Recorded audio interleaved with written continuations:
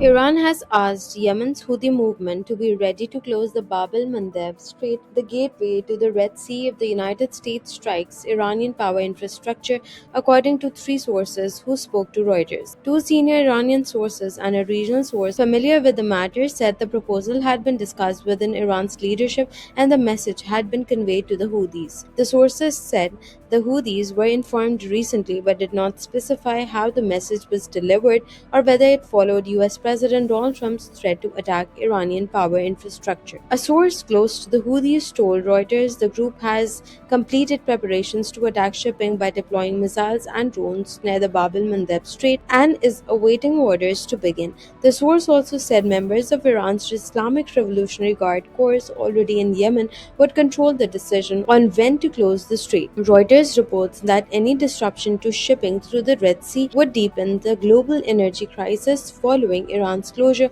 of the Strait of Hormuz. With Hormuz already shut, attacks on vessels or ports in the Red Sea would disrupt the Middle East's two main oil export routes at the same time. The report says around 7% of global energy supplies now pass through the Red Sea after Gulf oil was diverted there via a Saudi pipeline. During previous Houthi attacks on shipping, major shipping companies rerouted cargo around Africa, increasing costs and travel times. Reuters also reports that Saudi Arabia is taking the threats from Iran and the Houthis seriously. Two regional sources close to Riyadh said the kingdom is aware the Houthis are now closely coordinating with Iran over the Red Sea. The United States has previously accused Iran of providing the Houthis with weapons, funding, and training, including support through Hezbollah. Iran has denied those accusations.